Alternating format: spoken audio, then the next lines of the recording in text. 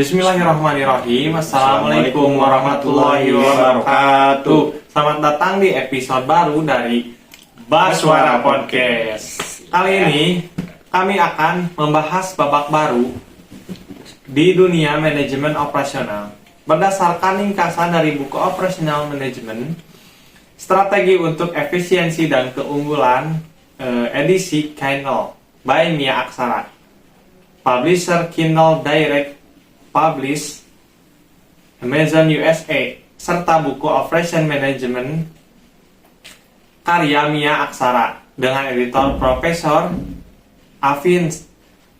Avinas Pawar yang diterbitkan oleh Aksara Global Academia, Garut, Indonesia. Kawan-kawan mahasiswa, bersama-sama kami kelompok 2, buku ini akan memberikan pandangan mendalami tentang bagaimana organisasi beroperasi dan mengelola sumber daya untuk menghasilkan produk atau layanan terbaik bagi pelanggannya. Mari kita selami bersama bagaimana manajemen operasional mempengaruhi keberhasilan sebuah organisasi. Siap untuk mendapatkan wawasan? Mari kita mulai. Perencanaan dan layout pabrik. Mari kita tanyakan langsung kepada Risat Ihwan Muharram.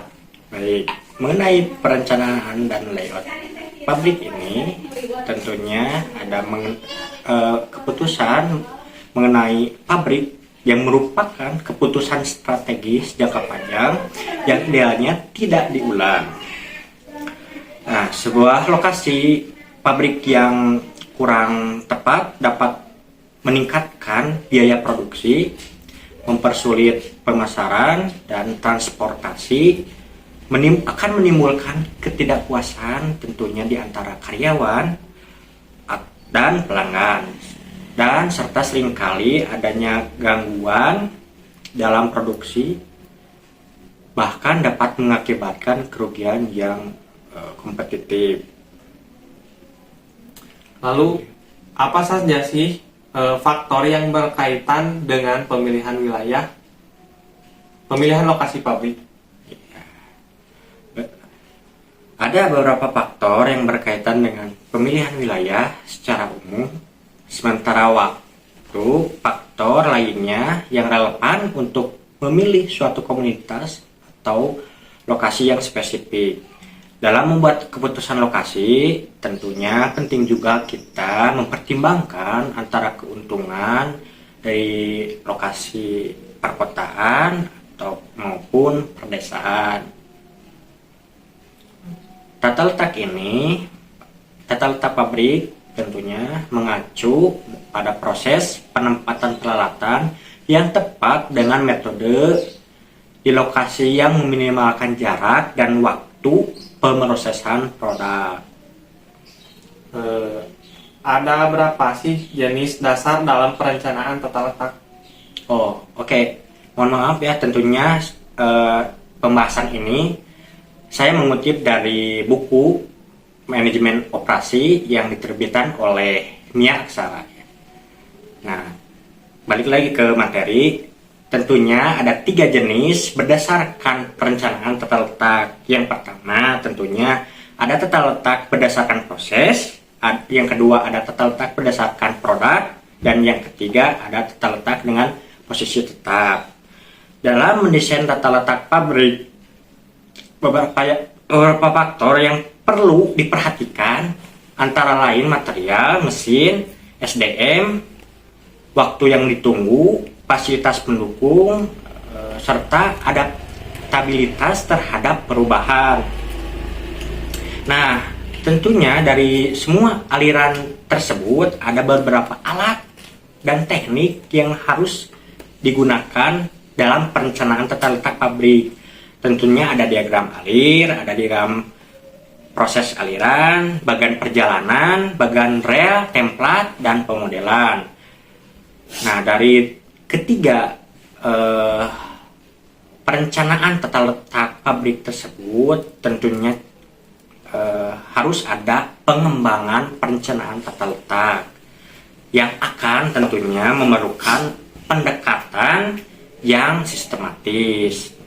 Baik, kita langsung masuk kepada perencanaan produksi dan pengendalian agregat yang akan kami tanyakan ke Lisa. Oke, perencanaan ya, mengenai perencanaan ini tentunya sebuah penentuan, perolehan, dan pengaturan semua fasilitas yang diperlukan untuk produksi di masa depan. Sementara pengendalian produksi yang berkaitan dengan implementasi keputusan perencanaan produksi. Terus apa saja sih faktor yang mencakup perencanaan produksi? Fungsi apa saja? Baik, perencanaan produksi ini tentunya mencakup beberapa fungsi seperti adanya pengendalian material, pengendalian alat, perencanaan proses, dan penjadwalan. Sementara pengendalian produksi mencakup fungsi seperti pengiriman, kemajuan, percepatan. Ya itulah. Apa sih manfaat utama dari perencanaan dan pengendalian produksi yang baik?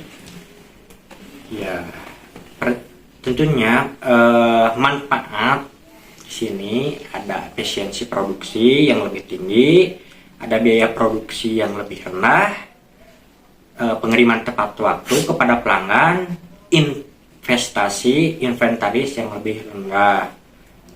Dalam menjalankan tanggung jawab perencanaan, koordinasi, dan pengendalian, contohnya seperti sebuah departemen PCC yang memerlukan kerjasama aktif tentunya dengan semua departemen perusahaan. Nah, tadi contoh organisasi departemen PCC ini tentunya harus menyesuaikan untuk berbagai perusahaan. Lalu apa sih perencanaan agregat? Oke, baik. Perencanaan agregat di sini ada aktivitas operasional yang membuat rencana agregat untuk proses produksi. Nah, perencanaan ini tentunya dilakukan memerlukan waktu antara lain 3 hingga 18 bulan. Tentunya dari waktu tersebut, rencana agregat ini memberikan gambaran kepada manajemen tentang beberapa jumlah material atau materi dan SDM yang harus diperoleh dan kapan, sehingga total biaya operasi ini dapat ditekan seminimal mungkin selama periode tersebut gitu.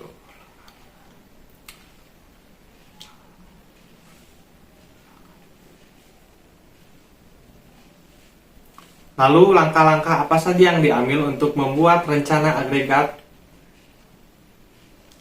Oke, yang harus tentunya dari langkah-langkah perencanaan agregat ini yang harus diambil tentunya dengan adanya penentuan permintaan dan adanya penentuan kapasitas saat ini. Bagaimana? Tentunya ada opsi yang digunakan dalam membuat permintaan dan penentuan ini agar mengurangi kapasitas sesuai dengan permintaan saat ini, meliputi rekrutan atau pemecatan pekerja paruh waktu atau lembur, subkontrak, dan inventaris. Lalu ada berapa strategi umum untuk perencanaan agregat? Nah, strategi umum ini tentunya ada 3. Yang pertama ada strategi aktif, ada strategi reaktif, dan ada strategi campuran. Nah, dari ketiga strategi tersebut tentunya ada tujuannya agar mengembangkan rencana ini dengan biaya seminimum mungkin. Nah, dari ketiga metode tersebut, penelitian operasi digunakan untuk memecahkan masalah perencanaan agregat di kehidupan nyata yang kompleks. Konsep perencanaan ini memiliki ruang lingkup tentunya untuk penerapan di bidang industri jasa. Itu pembahasan dari saya yang bisa saya sampaikan. Mohon maaf apabila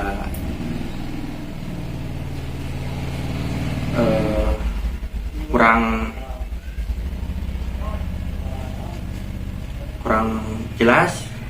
2 Baik, terima kasih.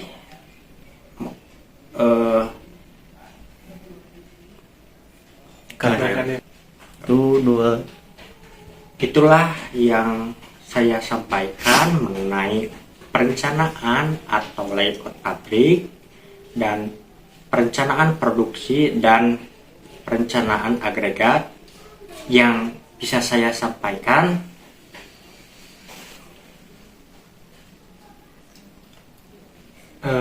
Baik, terima kasih kepada Arisaf yang telah menyampaikan bahasan tersebut. Semoga teman-teman yang menonton dapat mencerna yang kami sampaikan, dan jangan lupa like, comment, and subscribe. See you next See you video. next video. Jangan lupa jika ada teman-teman yang ingin bertanya, silakan komen di kolom komentar. Terima kasih. Wassalamualaikum warahmatullahi wabarakatuh.